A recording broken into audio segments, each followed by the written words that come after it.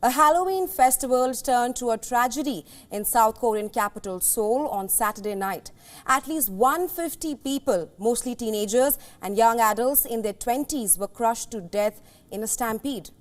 South Korea's fire department says that 19 foreigners are among those who have been killed.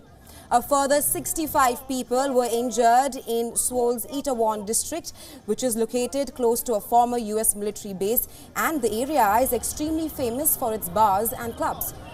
Now, the tragic incident happened when a huge crowd celebrating Halloween surged into a lane in a nightlife area of the South Korean capital, Seoul.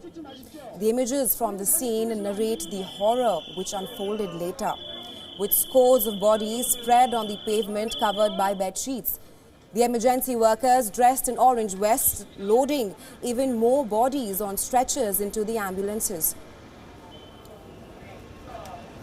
Now, it was the first Halloween event in Seoul in 3 years after the country lifted its COVID-19 restrictions and social distancing rules. Many of the partygoers were wearing masks and Halloween costumes. The witnesses described the chaotic scenes just moments before the stampede occurred, while the police, on the other hand, in anticipation of the Halloween event, at times even having trouble maintaining the control of the crowd. Some witnesses described the crowd becoming increasingly unruly and agitated as the evening deepened. The incident took place at about 10:20 p.m. local time. 저희가 이제 10시쯤에 왔는데 저기 호텔 앞에서 이제 막 영화에서 봤던 장면들이 막 전쟁 났을 때 통제하는 거 있잖아요. 그런 게 실제로 벌어진 거예요. 그래서 막 사방에서 심폐소생술을 하고 있고 이제 그게 다 통제가 안 되니까 사람들은 밀려 들어오고 그래서 아예 통제가 안 되는 상황이었어요. And for more on this, we're now being joined live from Busan is Dr. Robert Edwin Kelly. He's an analyst on inter-Korean affairs and also the professor at the Department of Political Science at the Busan National University. Welcome to the broadcast, Professor. Thank you for having me. My first question to you is that it's a tragic incident. How do you see this incident as so many young lives have lost? At least 151 people have died. Yeah, it's a really terrible tragedy. I mean, this is the kind of thing that actually doesn't happen here really often. I mean, if I've been watching the Korean news all morning. I mean, Korea is actually a really well-regulated society. It's a very safe place. There's very little street crime in Korea. You know, I'm an American, and I'm used to that. And South Korea is much, much safer. Public transportation is safe. You know, the state is actually quite good here about sort of providing regulations and rules for things like housing and zoning and things like that.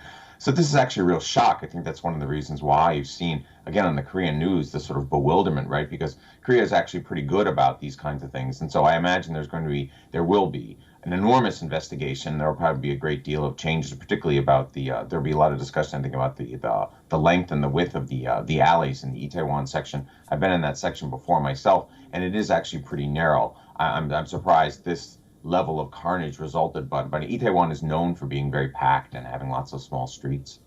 Right, like you mentioned that they were going to the lane which was very narrow.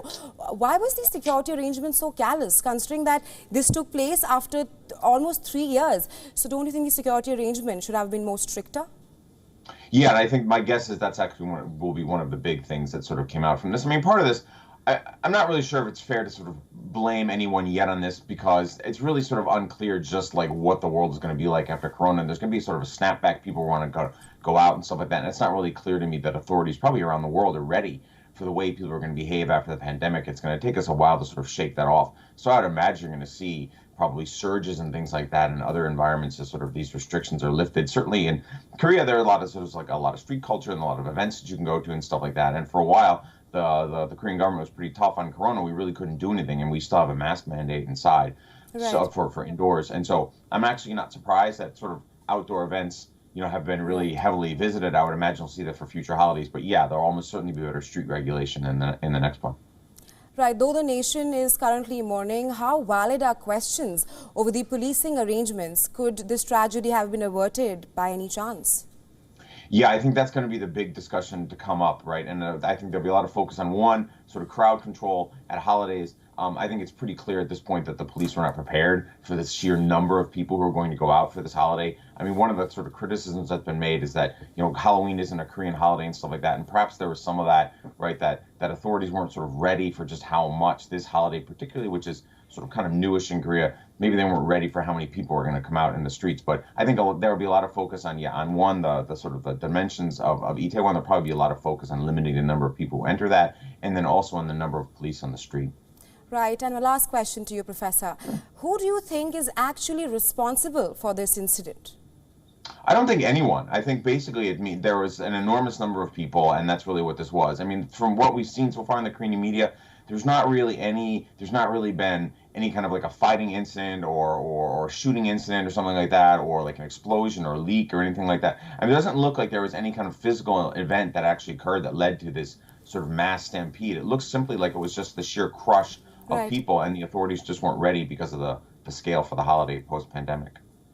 Thank you, Professor, for joining us from WION at this hour and sharing your insights on this. Thanks very much. Thank you for having me.